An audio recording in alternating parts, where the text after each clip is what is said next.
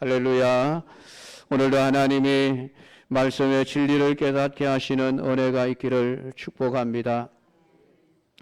오늘 우리는 한 여인의 거짓말로 인하여 생명을 구원하는 요나단과 아히마아스의 이야기를 읽었습니다. 그들이 거짓말로 살아났는데 이 여인의 거짓말을 어떻게 볼 것인가? 하나님은 어떻게 보고 계실까라고 하는 것입니다. 우리가 거짓말은 나쁘다는 생각을 다 가지고 있습니다. 그러다가 보니까 필연적으로 어쩔 수 없이 거짓말을 할 수밖에 없는 상황이 되어 거짓말을 하는 경우들이 있는 것을 경험하게 됩니다. 그러다 보니 거짓말도 하얀 거짓말이 있고 검은 거짓말이 있다. 이렇게 생각을 하게 되어졌습니다.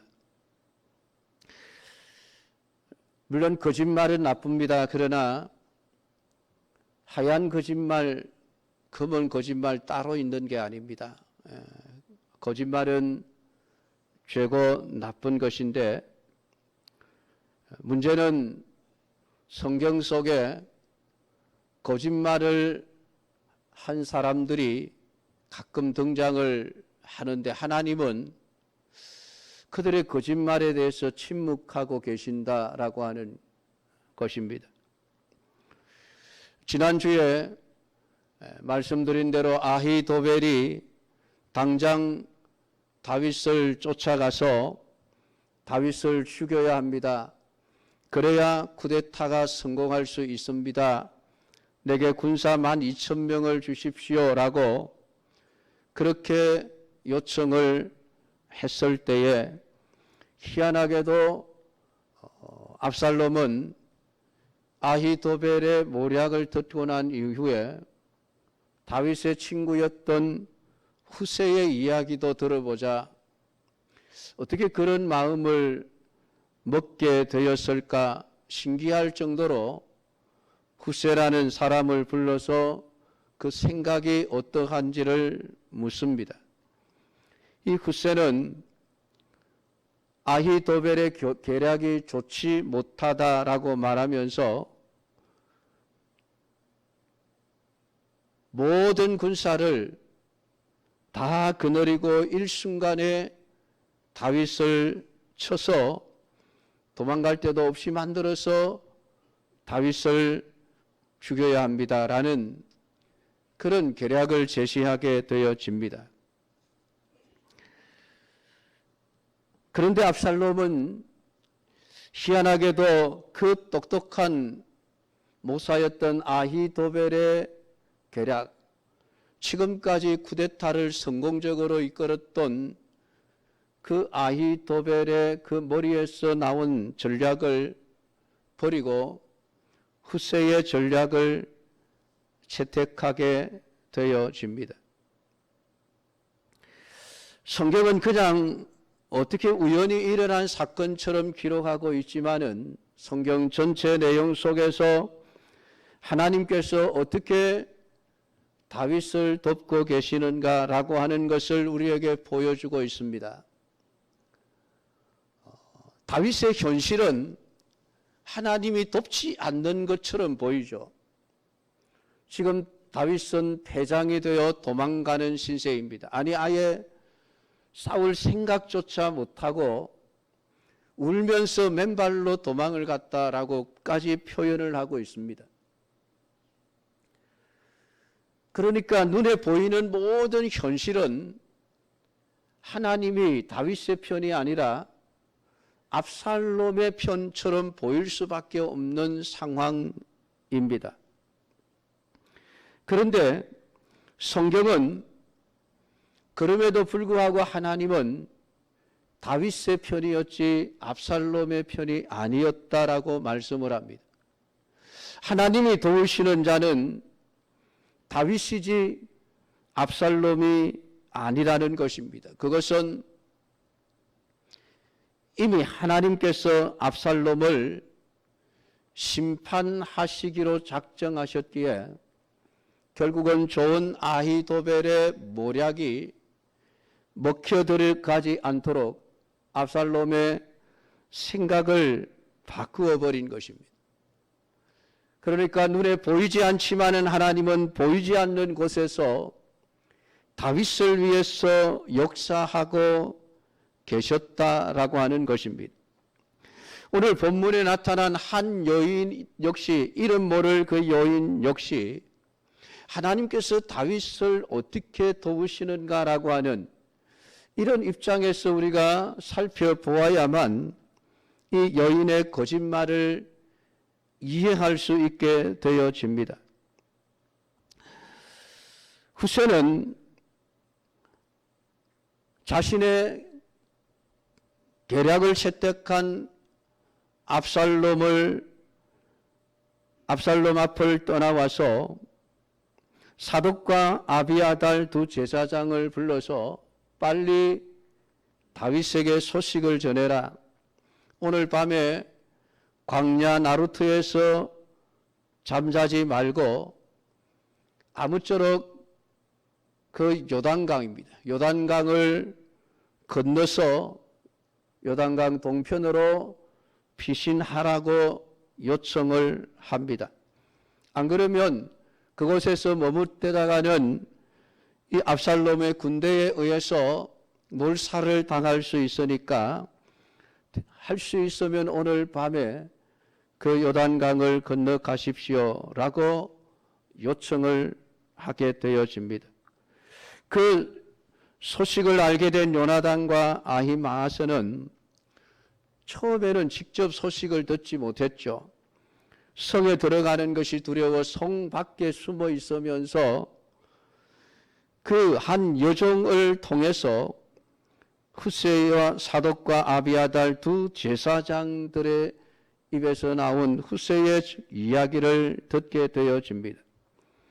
그리고 그들은 그 여종에게 들은 소식을 가지고 다윗 왕에게 가서 전하게 되어지는데 그만 스파이 노릇을 하던 그들의 행적이 들통이 나 버렸습니다. 한 청년이 그들을 보고 압살롬에게 고해바침으로 말미암아 이 두 사람이 쫓겨다닐 수밖에 없는 신세가 되었습니다. 그런데 어떤 사람의 집으로 들어가 그 뜰에 있는 우물 속에 들어가 숨었더니 그 여인이 그 우물을 지프로 씌운 곡식을 덮고 숨겨주었습니다. 그리고 곧 들어닥친 압살롬의 종들이 그 아히마스와 요나단이 어디로 갔는가 물었을 때에 그들이 시내를 건너갔습니다라고 대답을 했습니다. 물론 이것이 거짓말이죠. 사실은 지금 자기 집 마당에 있는 우물 속에 숨어 있는 것이 현실이었습니다. 그럼에도 불구하고 오늘 이 여인은 그 압살롬의 군대 앞에 거짓말을 해서 이 요나단과 아히마아스 두 사람의 생명을 살려내는 역할을 하게 되어집니다. 오늘 이 이야기를 우리가 어떻게 이해를 해야 할 것인가? 이 한 여인이 거짓말한 것을 죄로 물어야 될 것인가? 아니면은 그냥 넘어가야 될 것인가라고 하는 것입니다. 근데 성경은 오늘 이 여인의 거짓말에 대해서 한마디 말씀을 하지 않습니다. 하나님은 이 여인의 거짓말에 대해서 심판하지 않는다는 것이죠. 그런데 이런 본문의 이야기와 비슷한 사건이 여호수아 2장에 또 기록이 되어져 있습니다. 우리가 잘 아는 기생 라합이죠. 기생 라합도 이스라엘의 정탐꾼 두 사람을 숨겨두고 여리고 왕에게 거짓말을 함으로써 그 두 명의 정탐꾼을 살려주었던 이야기가 있습니다. 라합도 분명히 거짓말을 했는데 하나님은 라합이 거짓말을 하는 죄를 범했다고 말하지 않습니다. 오히려 야고보서 2장 25절에 라합을 가리켜서 의로운 자라고 말하고 있는 것이 성경입니다.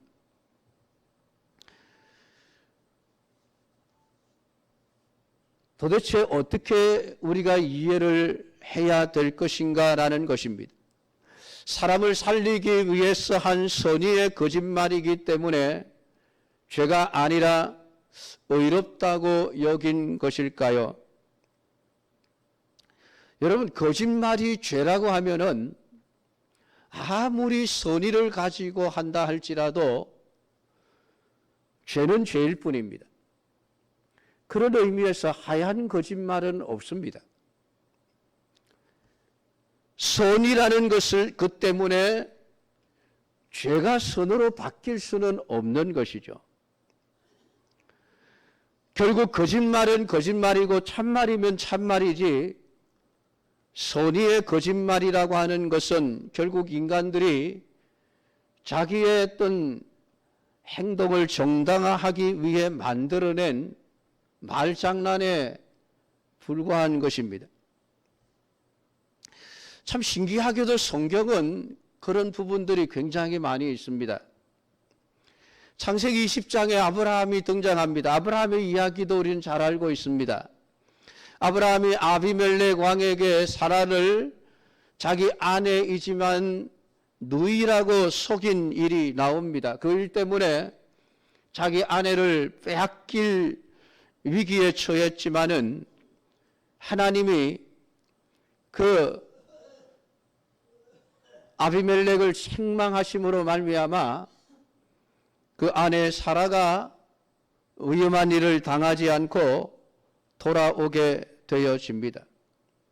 그때에도 하나님은 아브라함이 한 그 거짓말, 물론 아브라함이 한 이야기는 전부 거짓말은 아니죠.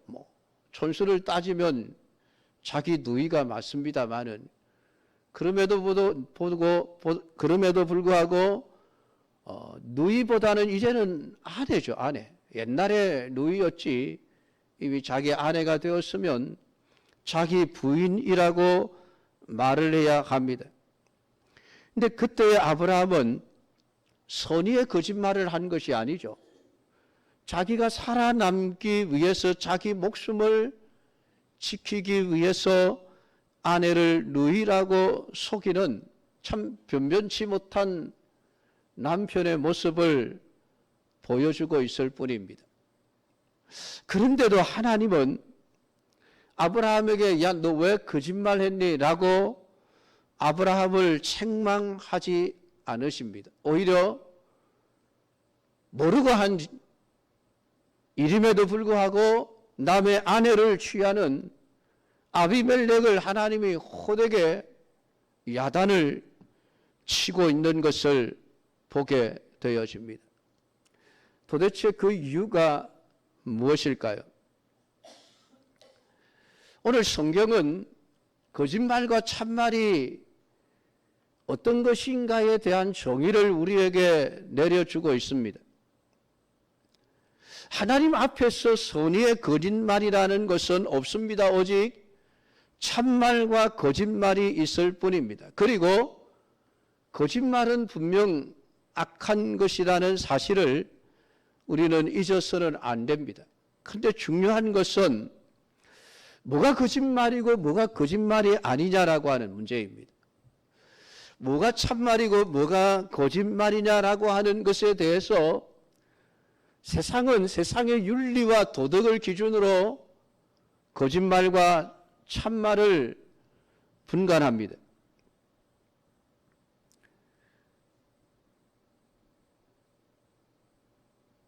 그러나 성경은 악함과 선함의 기준은 오직 하나님이고 예수 그리스도이십니다. 오늘 하나님은 절대적인 선이고 하나님이 하시는 모든 일들은 선합니다. 그 하나님의 뜻에 반하는 것이 악이고 하나님의 뜻을 거스르는 것이 악이라고 하는 것입니다. 세상은 윤리와 기준을 가지고 선과 악을 분별합니다. 그런데 그 윤리와 기준은 언제나 상대적입니다. 나라마다 윤리와 도덕의 기준이 다릅니다. 민족마다 윤리와 도덕의 기준이 다 다릅니다. 시대마다 선과 악의 기준이 다 달라져 버리지 않습니까? 과거에는 동성애가 죄요 악이라고 말했던 많은 나라, 많은 민족들이 이제는 악이 아니다라고 선이라고 지금 주장을 하고 있지 않습니까? 이게 세상의 윤리와 기준입니다. 항상 변할 수밖에 없고 상대적일 수밖에 없습니다. 그러니까 세상의 윤리와 도덕을 가지고 선하다 악하다라고 말할 수 없는 것이죠. 하나님의 말씀과 상관없이 다수의 사람들이 옳다 하면 옳고 틀리다 하면 틀리고 참이라 하면 참이고 거짓이라 하면 거짓이 되는 것이 세상의 윤리와 도덕이라고 하는 기준입니다. 그러니까 잣대가 길었다 짧아졌다 자기들 멋대로라고 하는 이야기죠. 하나님의 나라는 윤리와 도덕으로 들어가는 나라가 아닙니다. 하나님의 나라는 의인이 가는 나라입니다.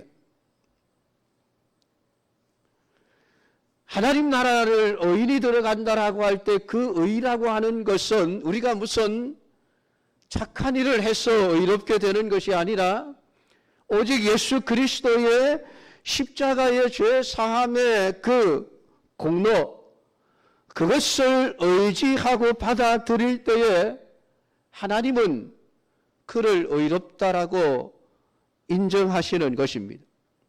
그러니까 그 사람이 들어가는 것이죠.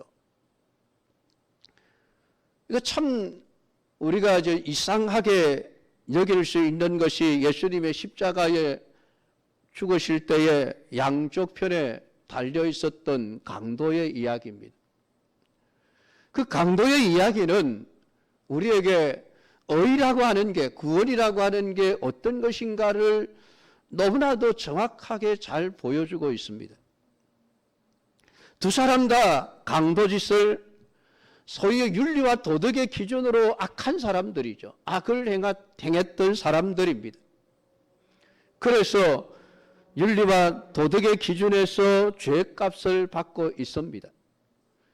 그러면 예수님은 여러분 어떻습니까? 예수님이 십자가에 죽으시는 것은 예수님이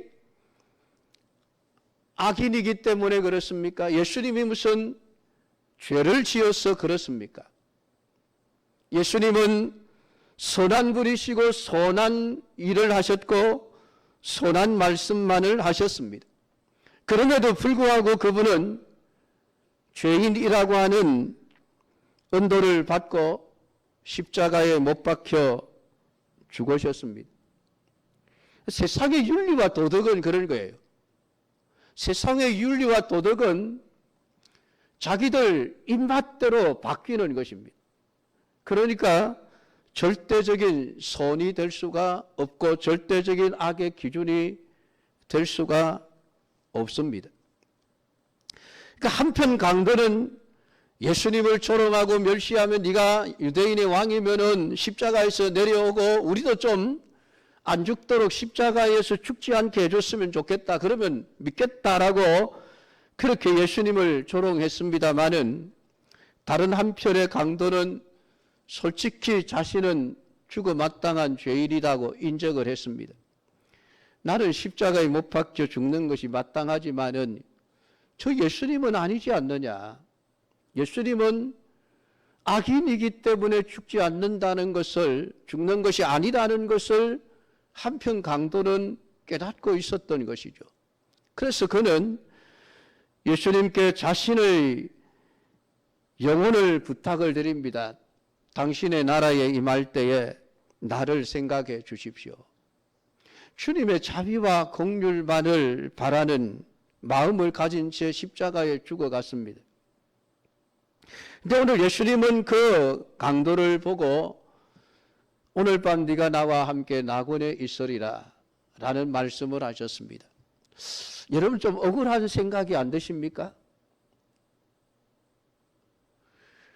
나는 모태신앙으로서 어릴 때부터 교회 열심히 다니고 선한 일도 열심히 하고 봉사도 많이 하고 했는데 아니 한편 강도 저 사람은 뭐야? 평생 악하게 살다가 아니 그냥 마지막 죽는 순간에 자신의 죄를 인정하고 예수님을 믿어서 천국에 갔다. 좀 억울한 생각이 안 드셔요?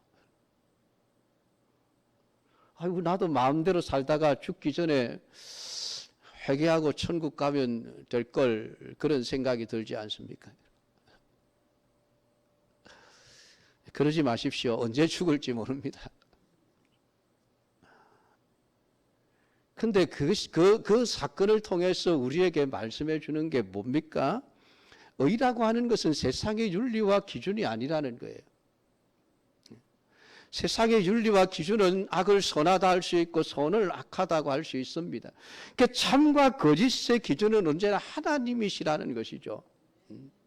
여러분 이것을 제대로 이해를 해야만 합니다. 제가 이 설교를 한다고 해서 여러분 또 우리 목사님 뭐 거짓말해도 괜찮다더라 이렇게 받아들이면 참 곤란합니다.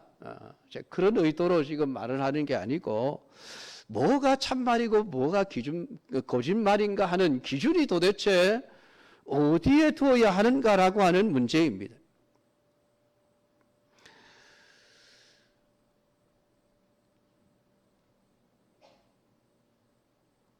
하나님께서 오늘 이 성경의 이야기를 기록을 해놓고 있으면서 지금 다윗을 돕고 있습니다. 이렇게 다윗의 편에 서 계시는 것이죠. 그것은 다윗이 하나님의 편에 서 있기 때문입니다. 누구 편이냐라고 하는 게 지금 얼마나 중요한 것인가를 오늘 성경은 우리에게 말씀을 해주고 있습니다. 하나님 편에 있느냐 아니면 하나님을 대적하는 자의 편에 있느냐, 성경은 그것을 가지고 의와 불의를 구분짓고 있는 거예요.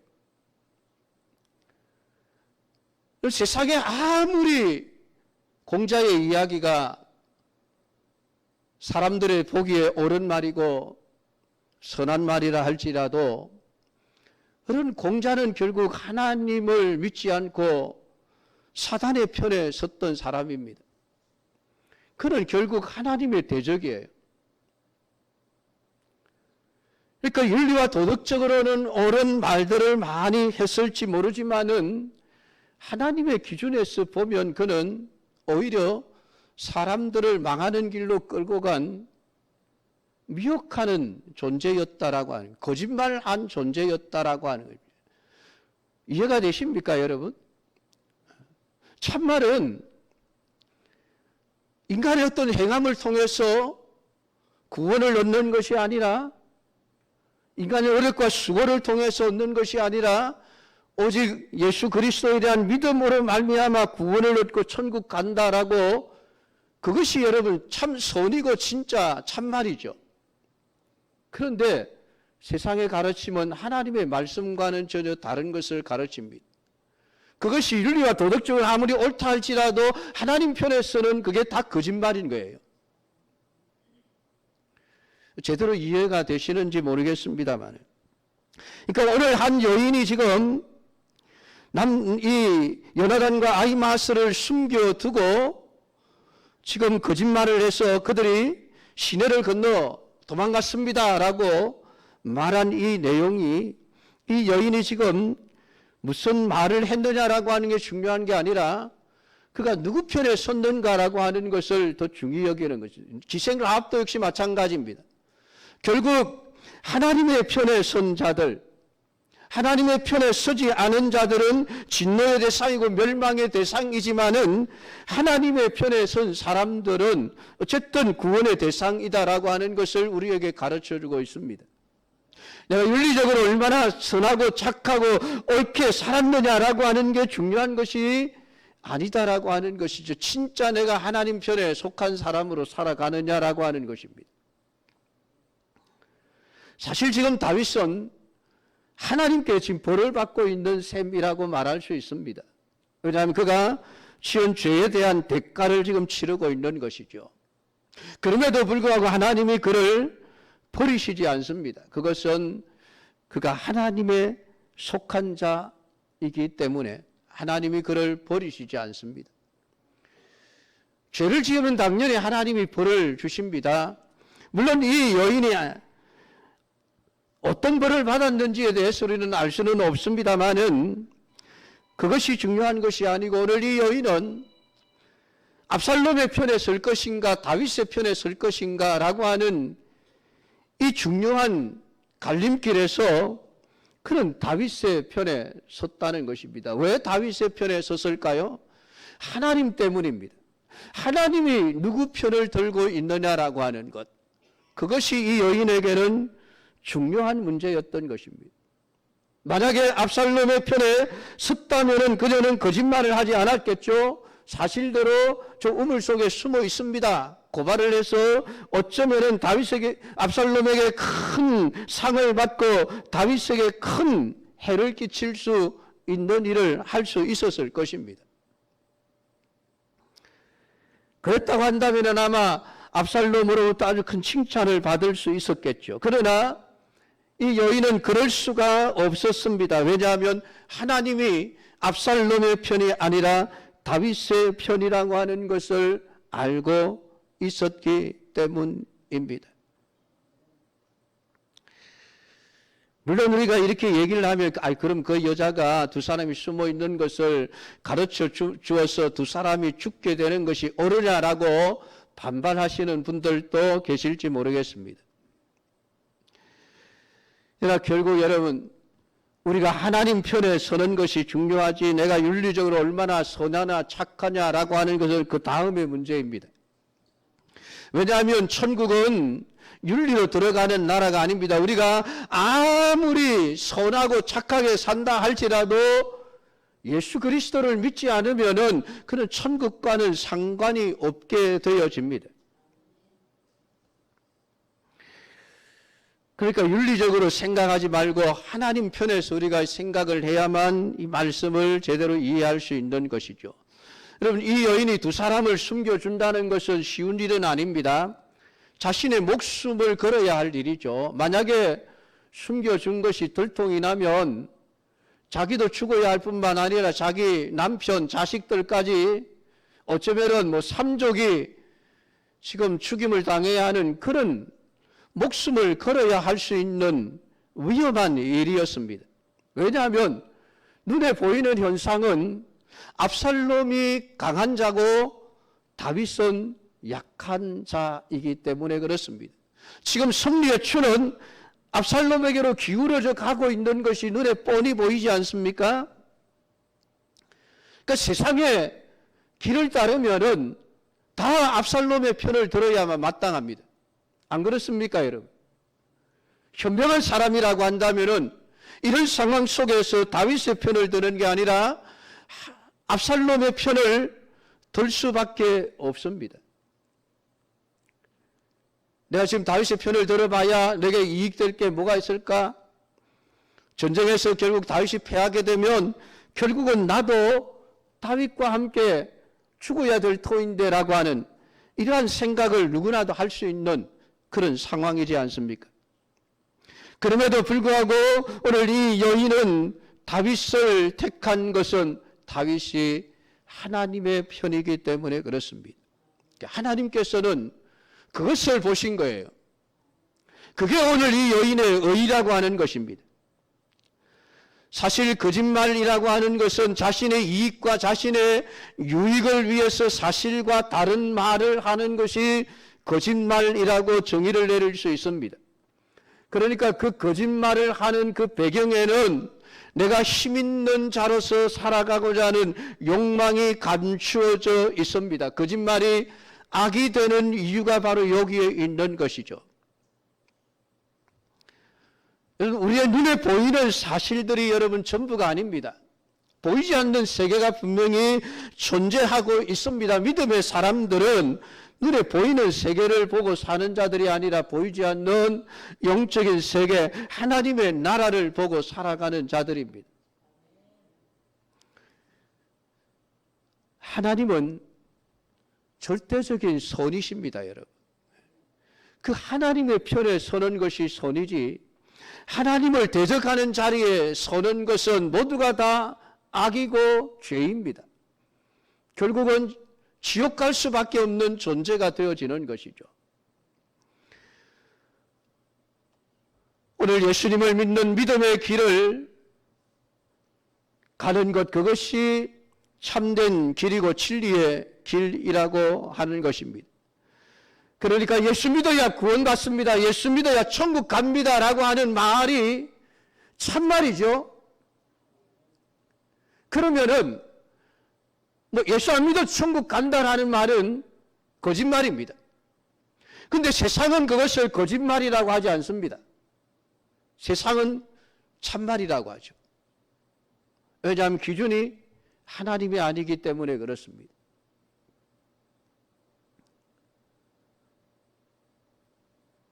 불교의 중들이 열심히 고행을 하게 합니다. 자신도 고행을 하고 많은 종교 지도자들이 스스로 고행의 삶을 살면서 사람들에게 고행을 요구하고 있습니다. 왜 그렇습니까? 그게 선하고 옳은 길이라고 그들이 보기 때문에 그렇습니다. 근데 그건 자기들 생각이고 절대적인 선이신 하나님의 입장에서 보면 다 악입니다. 그러니까 선하다, 악하다라고 하는 기준이 언제나 하나님이어야 한다는 것입니다.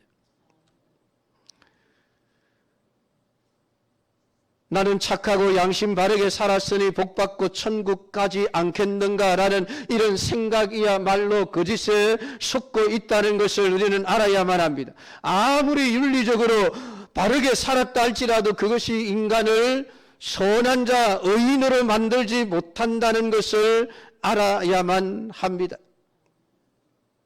하나님이 보실 때에 착한 자는 다른 게 아닙니다. 자신의 죄를 들여다보면서 예수님의 피의 은혜를 감사하며 살아가는 신자임을 알아야 합니다. 그것이 바리새인과 세리의 기도를 통해서 하나님은 명확하게 우리에게 말씀하셨습니다. 바리새인은 자신이 행한 선한 일들을 다 끄집어내었습니다. 하나님, 나 이렇게 착하게 살았습니다. 그러나 세리는 내놓을 게 없었습니다. 내놓을 거라고는 나는 죄인입니다라는 이 고백밖에 없었습니다. 죄인임을 알기에 나를 긍휼히 여겨 주십시오, 하나님의 긍휼이 아니면 안 되는 자라는 것을 알고 있었습니다. 그러니까 성경은 누가 하나님으로부터 의롭다함을 받았는가에 대해서 세리가 의롭다함을 받았다라고 말씀을 합니다. 세상의 윤리와 도덕적인 기준에서는 잘못된 일이죠, 여러분. 아니, 세리가 의롭다함을 받아야 되죠. 바리새인이 의롭다함을 받아야 되죠. 착하게 살았으니까. 그런데 하나님은 아니라고 이야기를 합니다. 결국은 하나님이 보실 때에 무엇이 옳고 그러냐, 하나님이 보실 때에 무엇이 착하고 악하냐라고 하는 것이 중요하죠.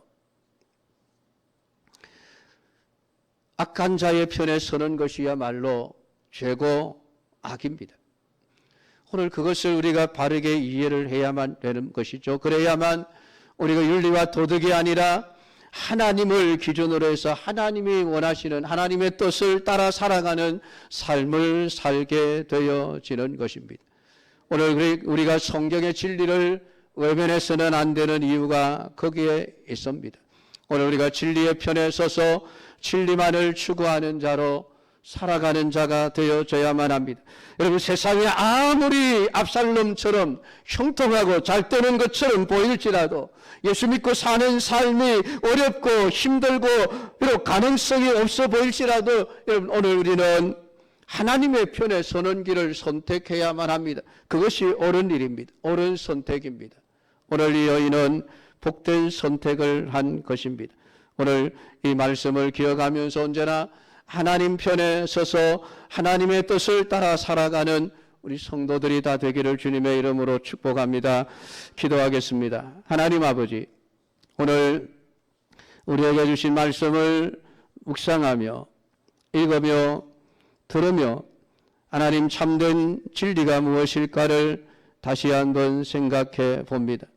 아버지 하나님, 여인이 비록 거짓말을 했지만은 그는 하나님 편에 속하기를 원했습니다. 하나님만이 진리요 하나님만이 옳기 때문이라고 믿었기 때문에 그는 기꺼이 하나님 편에 서 있는 다윗의 편에 서서 압살롬을 속일 수밖에 없었습니다. 비록 거짓말은 나쁜 것이지만 그럼에도 불구하고 그가 하나님 편에 서서 하나님의 뜻을 살았던 삶은 하나님께 인정받기에 충분한 의인의 삶이었음을 오늘 우리가 깨달아 알게 하여 주시옵소서. 세상에 아무리 선하고 착한 일을 많이 한다 할지라도 그것 가지고는 천국에 들어가지 못한다는 것, 그래서 그것을 가르치는 자들이 다 거짓말을 하고 있음을 우리로 하여금 깨달아 알게 하시고 하나님의 말씀만이 진리요 하나님의 말씀만이 참이라는 것을 믿고 주님의 말씀에 합당한 자로 살아가게 하옵소서. 예수님 이름으로 기도드리옵나이다. 아멘.